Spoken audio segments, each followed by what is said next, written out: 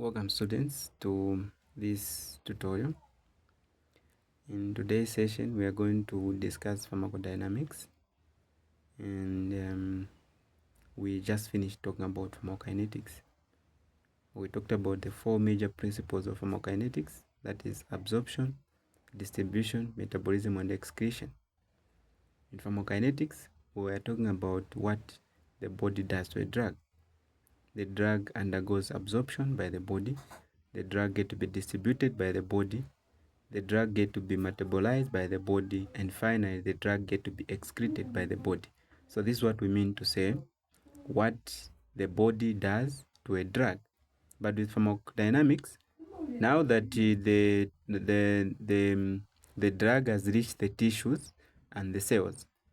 Okay, now that the drug has reached the tissues and the cell, we want to look at what is the drug going to do to the body, because that's what is going to bring the therapeutic effect that we want to look at.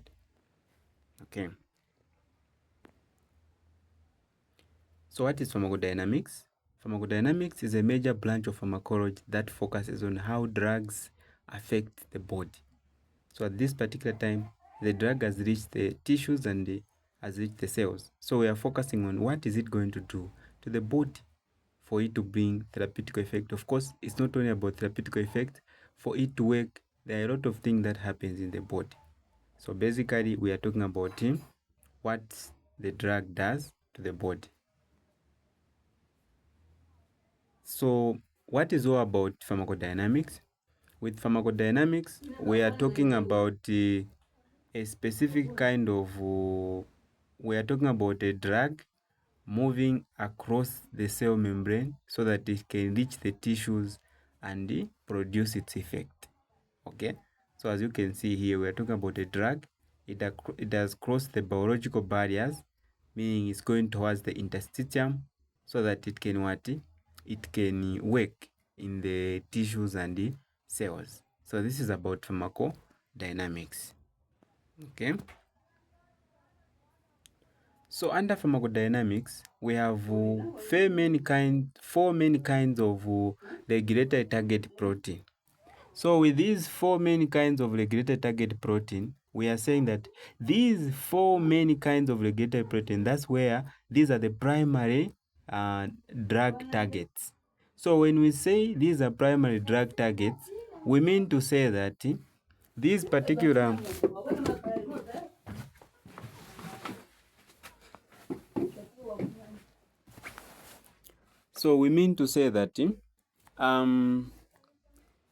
these are the targets. We have said that these are primary drug targets, meaning that drug acts on them. Okay, so for a drug to produce its therapeutic effect, okay, for a drug to produce its therapeutic effects, these are the major target for someone to have the therapeutic effect. Okay, so for the therapeutic effect to be produced, drugs can act on these various receptors, enzymes, carrier molecules, and ion channels. Okay, so with these four main kinds of regulated target protein, that's where a drug is going to act. It's going to act on receptors. We have different types of receptors in the body. We have adrenergic receptors, we have cholinergic receptors, we have insulin receptors. That is what these drugs are going to act on. Okay, we have some examples of drugs like salbutamol. Salbutamol is a beta 2 adrenergic receptor. It acts on the receptors, beta receptors. Okay, then we are talking about enzymes. When we are talking about enzymes,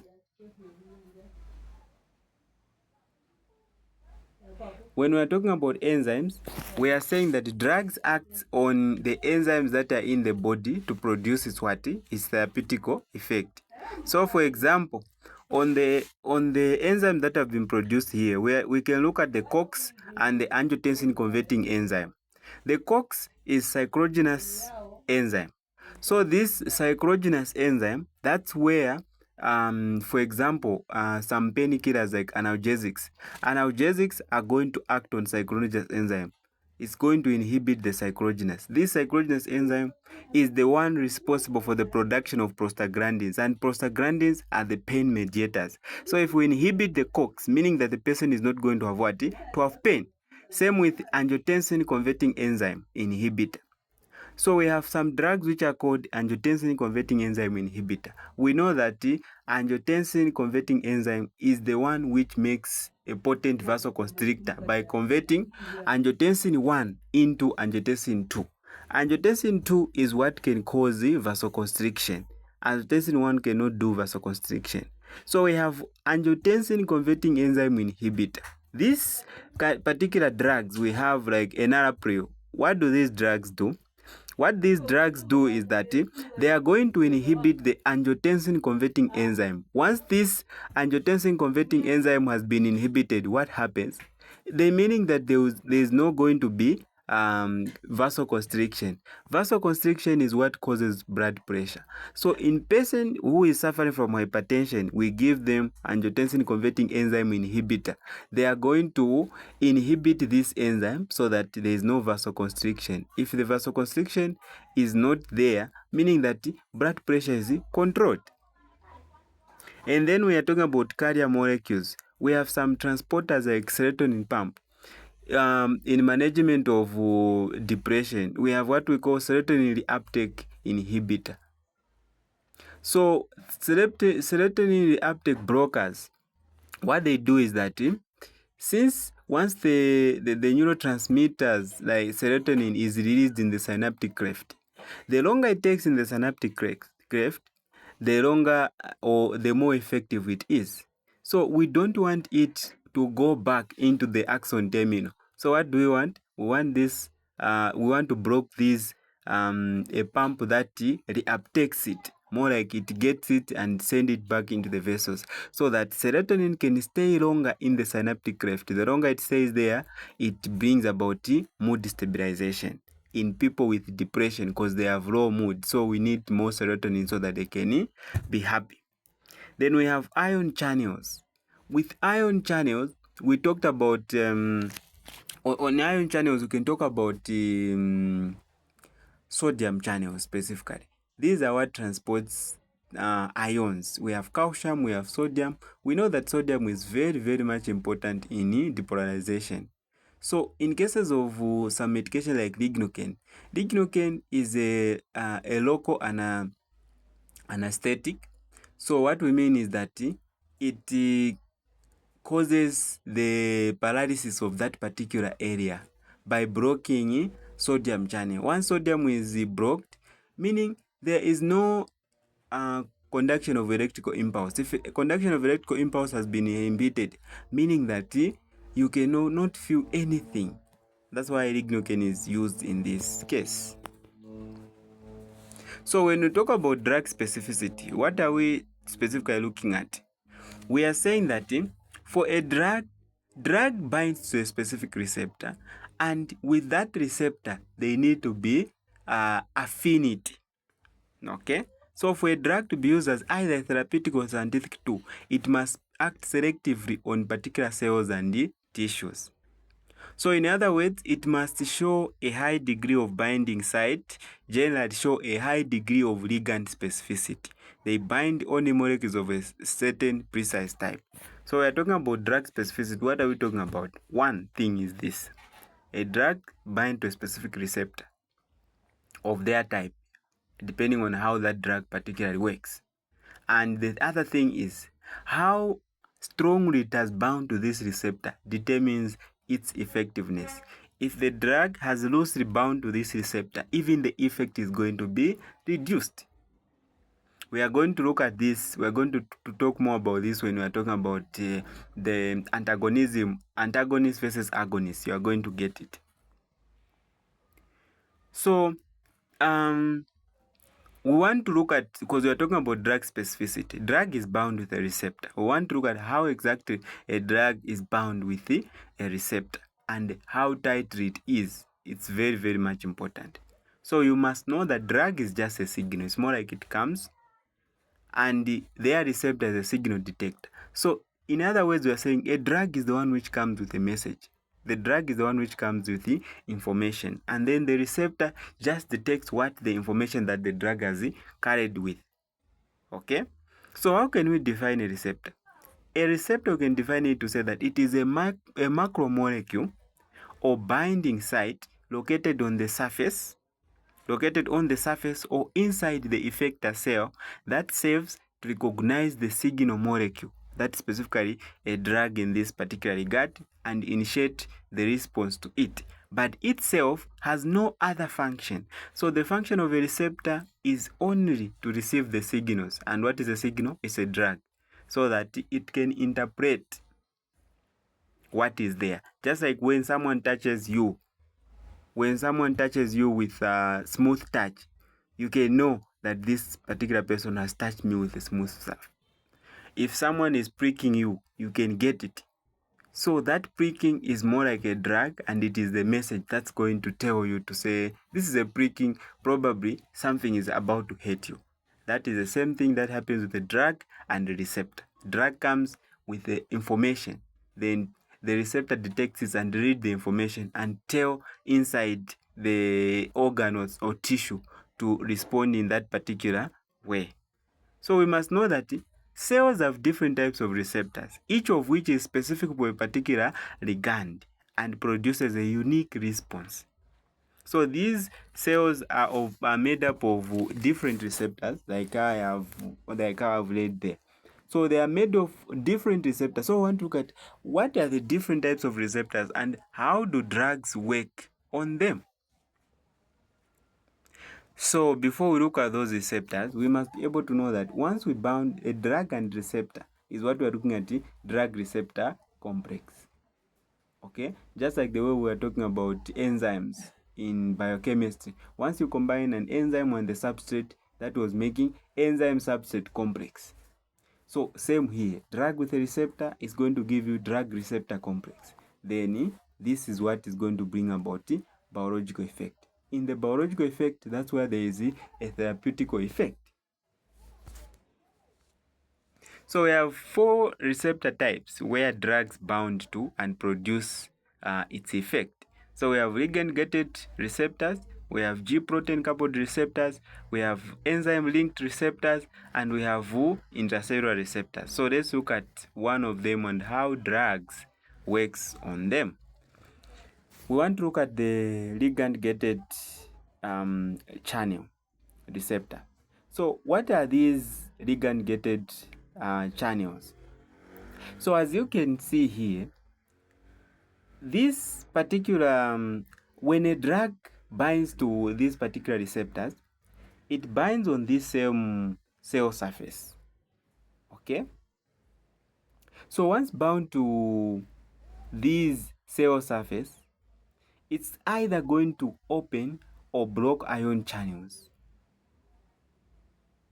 Okay, so if at all it binds to the receptor here, the drug binds to this receptor, and then the effect is that it can either open or block the ion channel. Okay, this is a ligand, so it can either open or block it, and it's going to change the flow of ion, because once it's open and once it's blocked, there's going to be a difference. Okay, so let me repeat on what a ligand-gated channel receptor is and how drugs work on it. It's made up of a ligand here. So what happens is that once drugs bind to these receptors on the cell surface here, so the effect is that it can either open or block the ion channel. And this blocking and the opening can cause change in the ion flow. So if it is open, the ions are going to flow rapid. But if it's closed, meaning that the ions are going to be closed. So we have examples of drugs, for example, like diazepam. Diazepam enhances these GABA receptors. So how does it enhance? By opening it so that ion flows increases. That is A. I don't want to talk much about these things. Then how about a receptor region, which is enzyme linked? Okay. How about enzyme linked? So with the enzyme linked receptor, what happens is that drugs are going to bind extracellularly, as you can see here, okay, because it spans across the cell membrane. So the drugs are going to bind extracellular, and then they are going to activate the receptor enzyme, okay. It's going to activate this receptor enzyme because it has a receptor in it. Okay, so after activating this receptor enzyme, what's going to do is it's going to trigger the phosphorylation cascade. Okay, so in the phosphorylation cascade, this phosphorylation cascade is going to happen intracellular. So we have some kind of drugs like insulin. Insulin is going to stimulate the inside of the cell, and then it's going to stimulate its insulin receptors, and then it's going to activate its pathway. After this pathway is going to be activated, then through phosphorylation, that's how this going to be activated. Then glucose is going to be taken. There's going to be intake of glucose. Then let's go to see the G-coupled receptor. How about the G-coupled receptor? What happens here is that drugs binds to the receptor on the cell surface here because it spans across the cell membrane. So the drugs are going to bind to the receptors on the cell surface and activate the G protein in it, as you can see it here. They are going to activate this G protein, and since the G protein is activated, this process is going to trigger an intracellular signaling cascade. So intracellular signaling cascade is what is going to bring about the response. So for example, we have epinephrine, which stimulates beta adrenergic receptors in this way so that it can produce the effect. I'm not going to say much.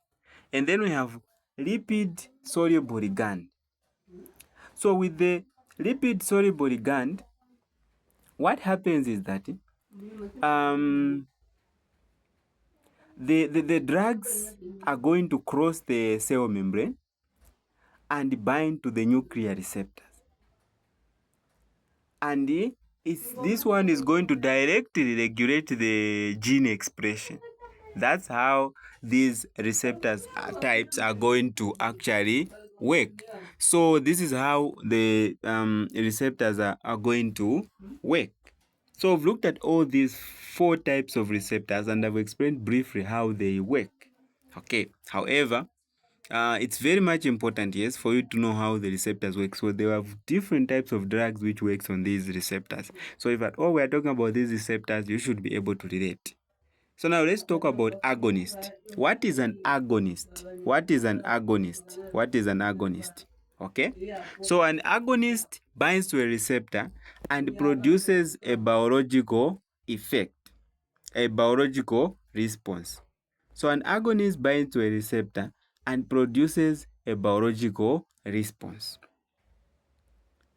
So now we are talking about drugs. Drugs are of different formulations. Drugs are of different formulations. Drugs are made up of different formulations.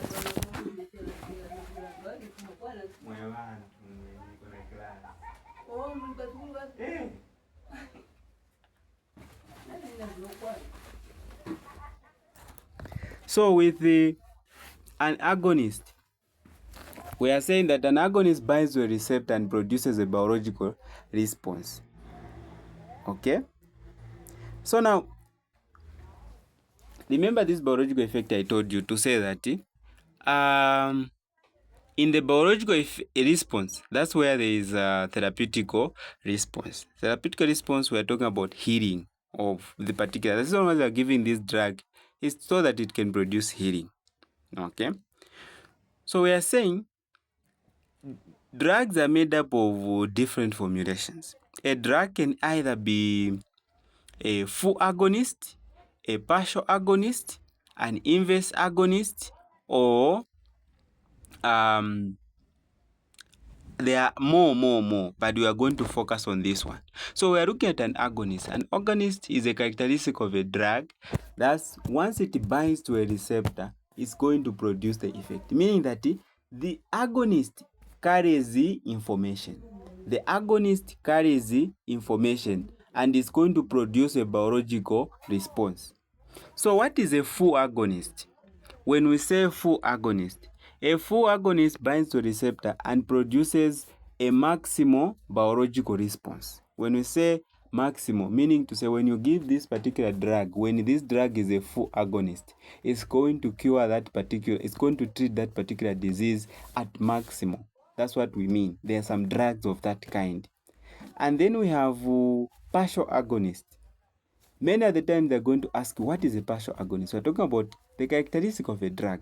So partial agonist, this drug binds to a receptor and produces a sub-maximal response. When we say sub-maximal response, we are saying that it is not as effective as a full agonist, because the maximal is the highest, but sub just below the maximum. And then we have inverse agonist. So inverse agonist binds to a receptor and produces the activity or produces the opposite effect. So I'm going to explain what all this means in the diagram here. So now we are looking at the types of agonist. This is a particular drug. When you give the patient, it's going to produce the full response. This is the maximal response that I was talking about, and that's a full agonist. Whenever you hear maximal response that drug can produce, that's a full agonist. And then we have partial agonist. The partial agonist is going to produce the sub-maximal response. It is a sub. Here and here there's a very big difference. You can look at this as a sub-maximal response. And then we also have, let's look at the third one before we can look at this one. And when we look at the third one, it is an inverse agonist. Now look at here. When we say basal activity, we mean to say there's a moment when the body operates. There's a moment when the body operates. At that particular moment, what example can I give you? The example that I can give you is this. Let's say when we're talking about let's talk about blood pressure. Okay, blood pressure. There are drugs which are going to act on the receptors. Let's say adrenergic receptors. There are different formulations of drugs that treat hypertension. Okay, the drug that causes vasoconstriction. However, this vasoconstriction is also a physiological mechanism, meaning that it can be done by itself. The vasoconstriction cannot only be regulated by a drug. It physiologically performs homeostasis. It can vasoconstrict, it can dilate in those instances. So when we say basal activity, we mean to say the body is able to manage itself. So with the inverse agonist, it does the opposite of a full agonist. What is with the inverse agonist? Inverse agonist is doing the opposite of a full agonist. You can look at it, it is at maximal as well, just like the full agonist, but it does the opposite. If this drug is to, let me give you an example. If this drug, a full agonist, causes the vasoconstriction. So when we say an inverse agonist, we mean to say this inverse agonist causes the vasodilation. Constricting is reducing the lumen of blood vessels, but then the inverse agonist does the opposite of full. It dilates. Okay? And then there is a concept that comes now, an agonist. Whenever you hear an agonist, an antagonist. When we say antagonist, The major function of antagonist is just to block. It has no information. It has no information. It just blocks the agonist. So let's just concentrate on this diagram. Let's concentrate on the full agonist, partial agonist, and inverse agonist. On the antagonist, you are going to understand it. So now let's look at antagonism. What is antagonism? Remember we were talking about agonist, so that I get you. Agonist. When we are talking about agonist, we said this has information. It carries information. Okay? It carries information. The example that I can differentiate, that I can use to differentiate agonist and antagonist is this. Antagonist. What antagonist does is it just blocks. It doesn't have anything. This drug is just made there to block. Okay? It just blocks. For example, we are talking about the serotonin reuptake blockers. Serotonin reuptake blockers, they are just there to block the serotonin channels, nothing else. There is no information that they have. But when we say an agonist, when we talk about an agonist carries information. Okay? For example, when we talk about insulin carries information because it's going to bind to a receptor, and then the receptor is going to translate what should happen. But an antagonist is just going to block the receptor so that the agonist cannot reach it. I believe you get there. So now let's talk about antagonism. When we say antagonism, we are necessarily talking about blocking. Okay? You are just basically blocking. There's no information that you are carrying.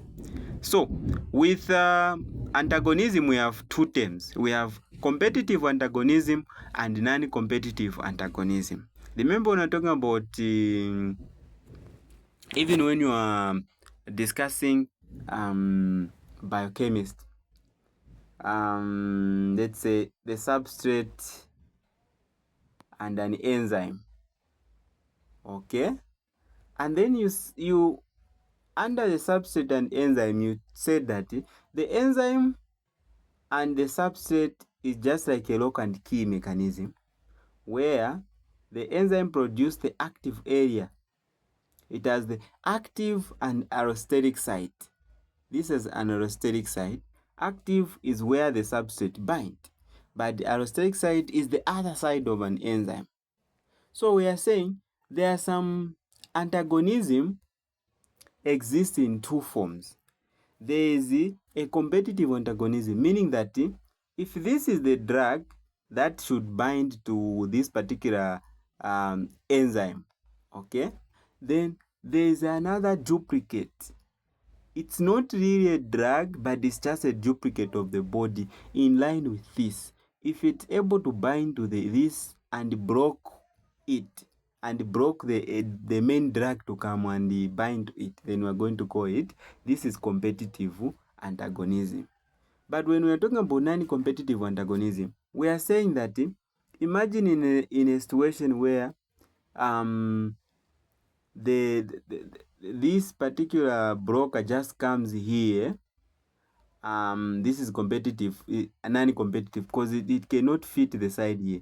Then it just bind to the allosteric site and cause the conformation or change in the structure of the active site.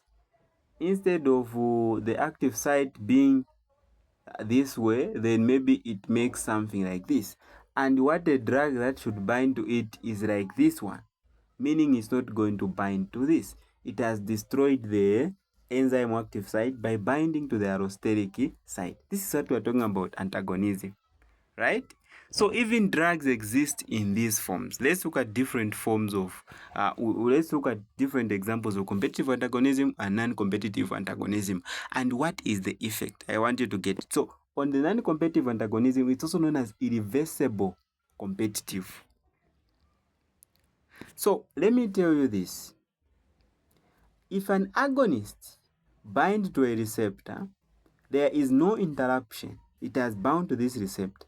Then we need to have full activation, meaning this drug is going to work at its maximum effect. It's supposed to work. Okay? However, in a situation where we have an agonist and antagonist fighting for the active site, imagine the agonist has come, but the antagonist has come. This is a competitive because it's also binding to the active site of this receptor. So since this, remember we talked about drug specificity, we are saying that yes, a drug should bind to a receptor, but it should have high affinity. But look at this, the way this has been bound and the way this has been bound, meaning the effect is going to be less because yes, it has bound, but the affinity, and due to this antagonism, it has been blocked a little bit, so the effect you expect it to be less. But in a situation where the antagonist is the one which is there, then if imagine then the agonist, the drug is here, then there is no activation, there is nothing, really nothing. Okay, so I'm going to explain to you why sometimes we increase the concentration of a drug. I'm going to explain to you. In non-competitive, we are saying that the antagonist bind to the allosteric site so that it alters the shape. Imagine, look at the shape of this, then it has bound to this so that it has reduced. Look at the length from here to here and the length from here to here. Can this agonist bind to this so that it have the effect? The answer is no. Okay, the answer is no. So what does this mean? What does this mean? Unsurmountable. Unsurmountable means even if you increase the concentration of agonists, even if we have a lot of agonists that have come, this we're talking about drug, even if you increase the concentration of a drug, even if you give someone high amount of drug, they cannot displace this because it is too small. So get this, non-competitive antagonism have unsurmountable. If at all there is non-competitive antagonism in the body, and even if you give 3 tablets, they are not going to work because what is happening is the shape is the one which is disturbed and it cannot bind to it. How about competitive? Competitive is surmountable. Okay? Why? Because they are all competing for the active site. Get the word competing. They are all competing for the active site. So if at all you increase the concentration of a drug, they are more likely to displace the antagonist. Sorry, let me do this. This is the one which is coming to block. Have you seen it's competitive? The structure is similar to the agonist, so they can compete for the what? For the site. So now, if at all we increase the concentration of agonist, they can displace this antagonist and bind to a receptor, and we can have the effect. So this is surmountable. So in cases where there is a competitive antagonism, if you increase the concentration of a drug, then it's going to work at the maximum because it's going to displace this antagonist and the agonist is going to be full and work. So this is surmountable. That was unsurmountable. Okay. Then now let's look at the potency and efficacy. Potency and efficacy. What is potency? Potency is the measure of how much of a drug is needed to produce a given effect. How much a drug is needed to produce a certain effect. For example, 500 milligrams.